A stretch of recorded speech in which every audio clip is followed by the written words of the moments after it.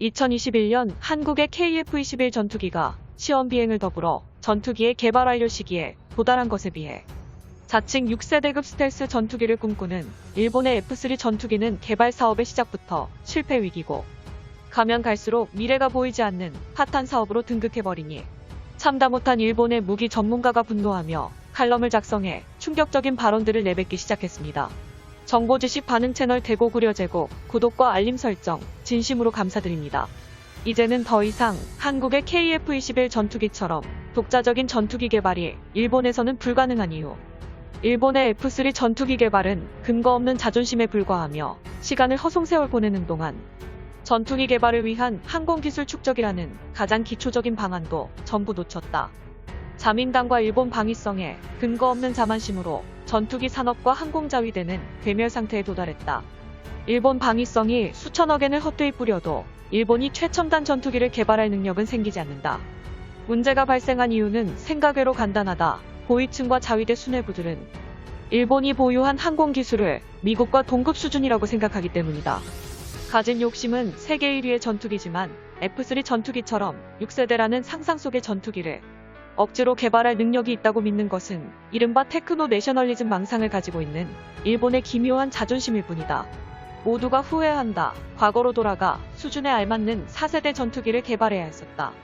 쓸데없는 자존심 때문에 결과적으로 이웃나라에 위치한 한국군의 KF-21 전투기가 등장하는 시기에도 일본은 자체적인 전투기 개발이 불가능에 가까워지고 있다. 방위성은 F3 개발 예산을 증가시켜 고액의 비용을 소모하려고 했지만 F3 전투기의 개발 완료 시기는 계속해서 미뤄지며 2030년대 후반까지 왔다. 그나마 다행히 방위성의 F3 전투기 개발 연기 소식을 듣고 분노한 재무부가 적극적으로 반발해 미국산 F-35 추가 수입으로 예산을 전환했다. 재무성이 말리지 않았다면 방위성은 수천억 엔을 의미 없게 사용하는 상황이었다. 결국 방위성은 자신의 임무에 맞는 방위산업에 관한 기초적인 사업 구축도 하지 못한다는 증거다. 우선 사업 시작부터 제대로 된 구상이 없는 추상적인 사업의 구상이 시작되었다는 게 문제다. 미국의 F-22 랩터 전투기를 뛰어넘는 6세대 전투기라는 추상적인 의미는 언뜻 보면 강력해 보이면서도 굉장한 전투기처럼 보이지만 일본이 가진 기초과학 수준과 방위비 예산을 생각하면 불가능한 이야기다. 예산만 투자해서 모든 게 완성이 가능하다면 일본의 전자기업들은 세계를 독차지해야 하지만 그렇지 않다. 키엔스처럼 원천 기술이 있어야만 투자 예산과 결합해 결과물을 만들어낸다. 과거 일본은 미국이 수출하지 않겠다고 밝힌 F-22 전투기를 기다리며 시간을 보냈고 그 사이에 F-2 바이퍼 제로의 다음 타자로 개발할 일본의 자체적인 전투기 개발 사업이 여러 번 중단되었다. 이 때문에 전투기 개발 사업의 공백 기간이 크게 형성되었다. 공백 기간 동안 스미토모 전공과 미쓰비시 중공업, 다이셀 등 일본의 항공 동체 생산 기업들은 연구개발 예산을 받지 못했고 잇따라 철퇴를 맞았다. 같은 시기 한국에서는 KF-21 전투기라는 자국산 전투기를 개발하기 시작했다. 곧이어 열악한 환경의 인도에서도 테자스 전투기를 개발하는 데 나섰다. 이들의 공통점은 전투기 사업을 먼저 시작했고 현실에 실물이 있다는 것. 정말로 일본은 국내의 전투기 개발, 생산 장비를 유지하고 싶었다면 공백 기간 동안 로우 코스트의 경전투기 개발이라도 진행했어야 했다. 20년 가까이 잃어버린 전투기의 생산 기반을 재구축하는 것은 쉽지 않다.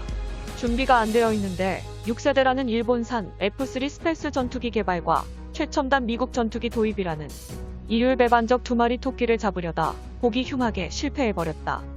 자민당은 미국산 전투기를 구매하는데 많은 예산을 사용했고 F-35 전투기의 조달 대수를 B형을 포함해 147대로 과감하게 늘렸다.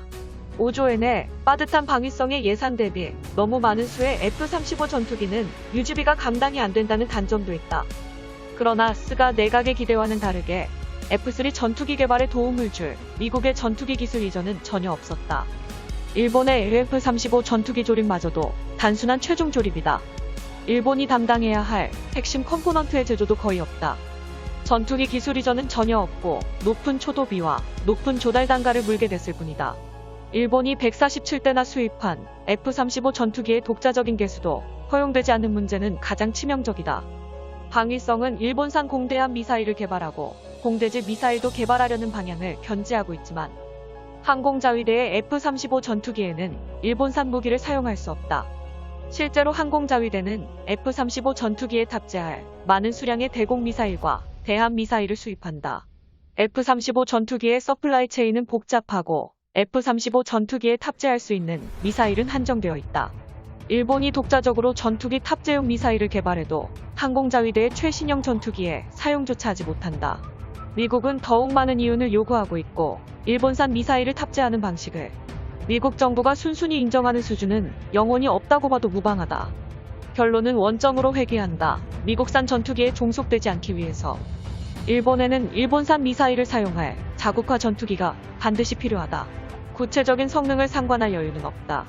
그러나 앞서 말하듯 그러한 자국화 전투기인 F-3 전투기가 완성될 조건을 하나도 갖추지 못했다.